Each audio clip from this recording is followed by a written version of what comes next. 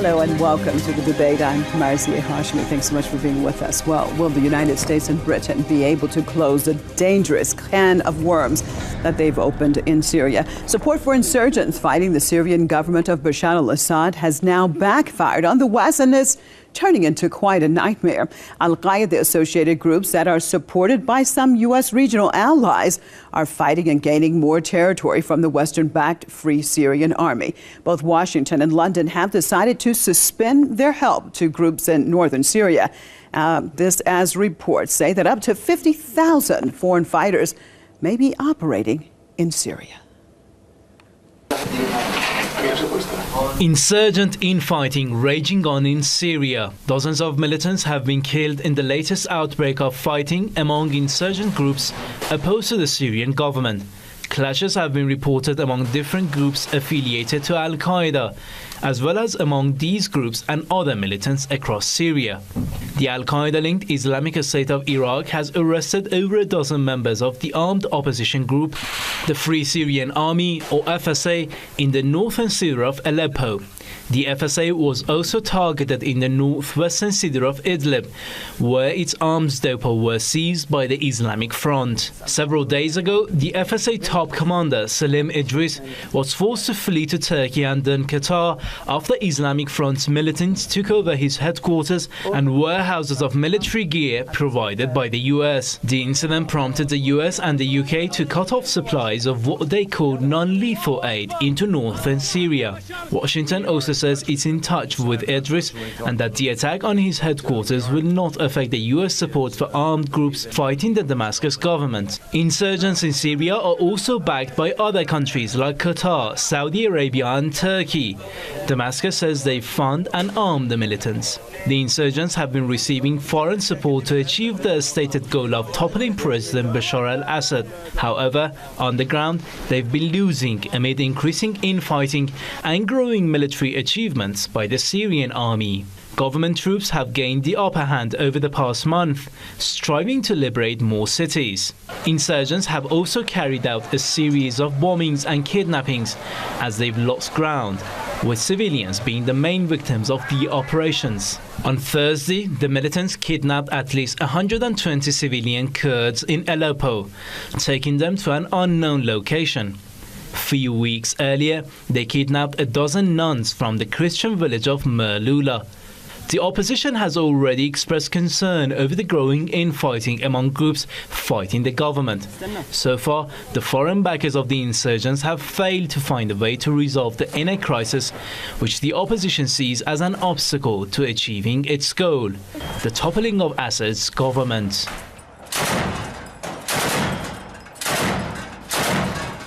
I'd like to welcome my guest to the program, political commentator Dr. Randy Short out of Washington, and Middle East expert Jihad Morakadeh out of Beirut. Thank you both for being with us. I'd like to start this off in Beirut with Mr. Morakadeh. Do you think that countries such as the United States and Britain are doing an about-face on this whole Syrian situation?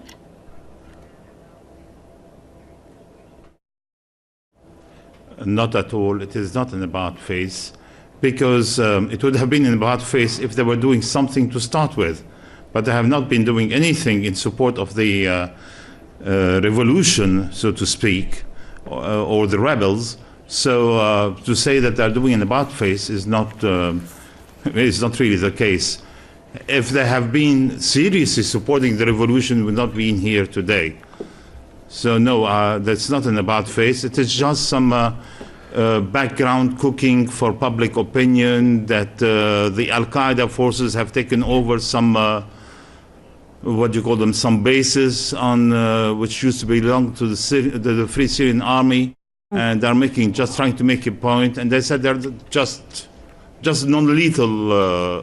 They're suspending the non-lethal aid.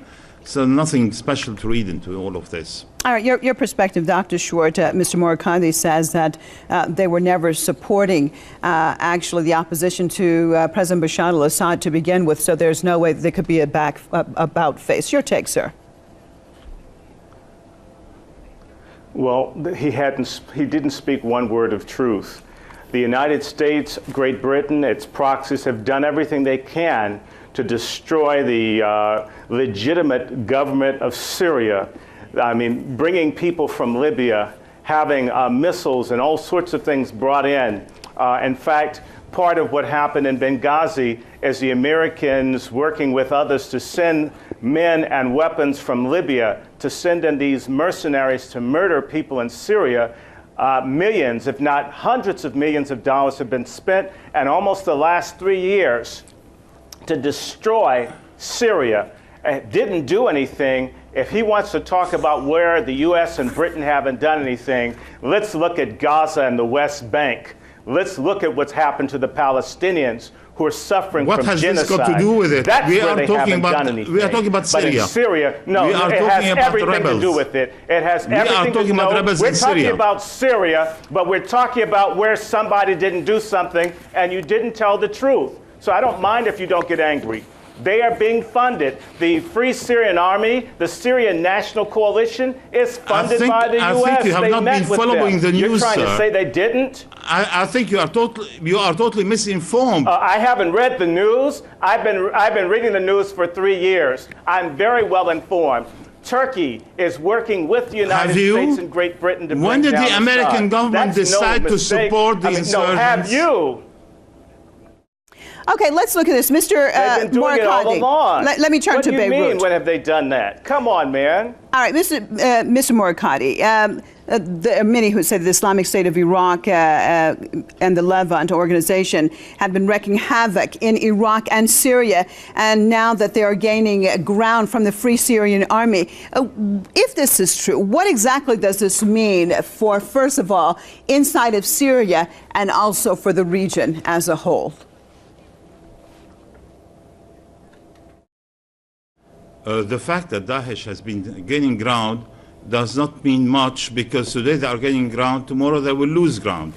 The problem with the Syrian revolution is that they cannot really gain ground and keep the ground that they gain. The Syrian army can actually do that, except that the Syrian army doesn't have much time left on its hand. They have a window of opportunity of 3 to 4 months, and that's about it. And then Syria or the future of Syria will be played by outside powers. Okay, so but you didn't look at the ground, the Daesh, we're talking about the Islamic State. Okay, we're talking about the Islamic State of Iraq and the Levant group that I. The Islamic State is totally irrelevant. Excuse me. The Islamic State is totally irrelevant. It's good for the news. It's good just to talk about it. But can you just imagine that the Islamic State? I mean, these people can have the capacity to control Syria. The Syrian army does not have the capacity to control Syria. A bunch of fighters coming. They don't have the capacity to do anything. They don't have the capacity. But the news like to blow things out of all proportion. Yes, they do. Not only Daesh, there is a million other. They did that with the chemical weapons that they had blamed on the Assad government. They do have the capacity to destabilize, and they are destabilizing. I am sorry. They do have I am sorry. The United Nations. You're trying to tell Russia. me that the money that Prince Bandar and the others are taking is not creating chaos in Iraq and in other countries as well as Syria mainly? Come on, we are talking about the support of America. They can destabilize. Of course, they can destabilize. They cannot control. I'm talking about the same thing, but they cannot control. I agree with you. Okay, they Dr. can't Short. control, but so you they said cannot they couldn't establish do an anything. Islamic State. And I'm saying they can destabilize, and they are doing that. Well, this is what I meant. I said they can't control. Stay with me, Mr. Secular Morikati. nationalist Arab state that's there. All right, Dr. Short, with the situation of the group that's called the Islamic State of Iraq and the Levant, tell me the effects overall that this group is having on Syria and the region. You just brought up an important point as far as what they're doing in destabilizing and having a major effect on Iraq, especially this year of 2013. In general, their role in Syria right now and the possible effects on the region and beyond. It's highly negative. When they attack the Kurds, they create a situation that's highly flammable because you have a Kurdish population in Syria, in Turkey, in Iraq, in Iran. You never have an idea. We don't know how that's going to impact a situation in eastern Turkey. We don't know how that's going to play out in Syria.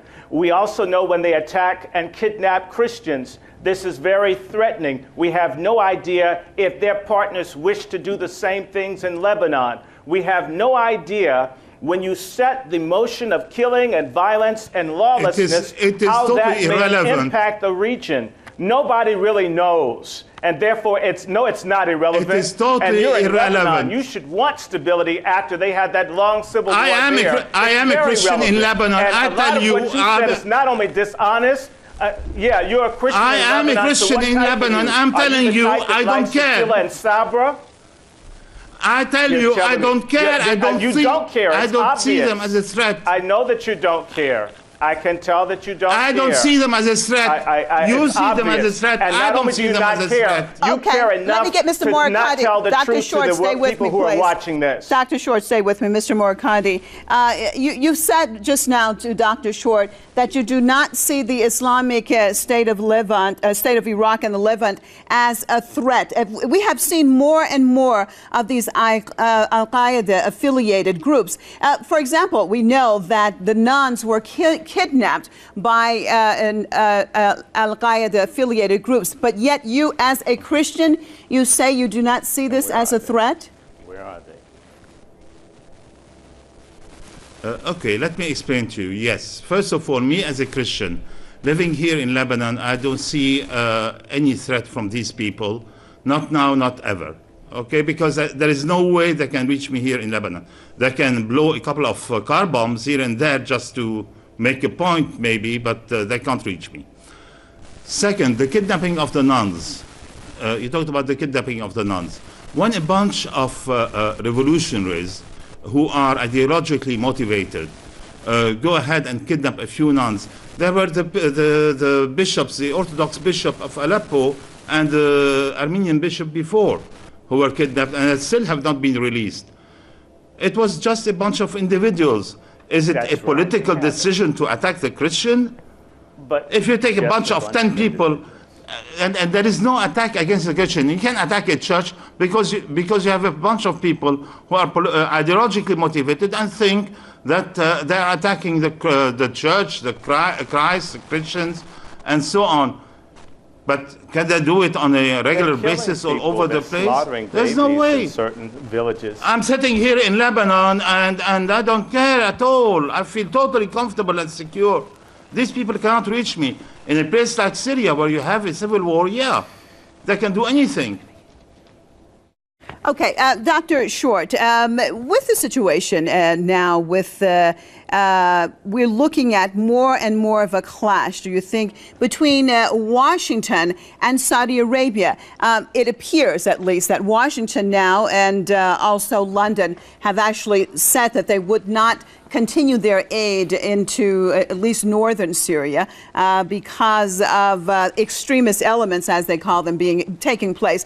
However, we know that Saudi Arabia is very much supporting these extremist elements. Are we looking at a clash now between Riyadh and Washington, or exactly how do you see this taking place? What is it that's taking place? Well, Saudi Arabia has, or Fraudi Arabia, some people call it, they have fallen on their sword, or they failed to.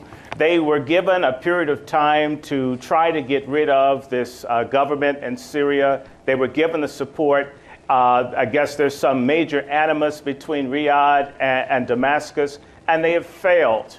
And now it's become a messy situation because there was a timeline to take Syria out within, say, a year or two. This has failed, and it's therefore forced the United States and Britain to try new machinations for how they're going to handle the Iran game, which I believe they wish to have a different relationship, possibly good, but I have doubts I actually think we're doing Rafsanjani 2.0, and part of what was supposed to happen was Syria was supposed to be out of the way to further isolate and insulate the Islamic Republic of Iran, and it's failed. So now Saudi Arabia is in the doghouse because they can't handle their own domestic situation. They've got a mess in Bahrain and all the other places that they fund people doing these things, and it's just made a mess.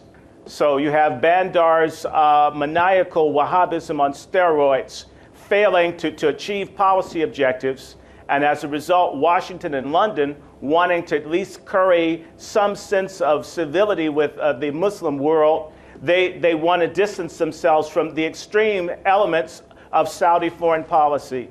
But I believe they're still in bed together. They may not want to have AIDS, but they're still sleeping with the infected person. Okay, well, Mr. Morakhadi, looking at, going back to some of your comments that you said that you feel very safe right now that you're a Christian in Beirut. If these type of extremist elements were to gain control in this region, for example, right now in Tripoli, Lebanon, we see clashes taking places and perhaps could spread through the region. Would you feel comfortable with a group that has extremist ideology that believes only their way is the right way and that they have the right to kill any other individual that do not think like themselves? Would you feel comfortable having these people gain more power in the region?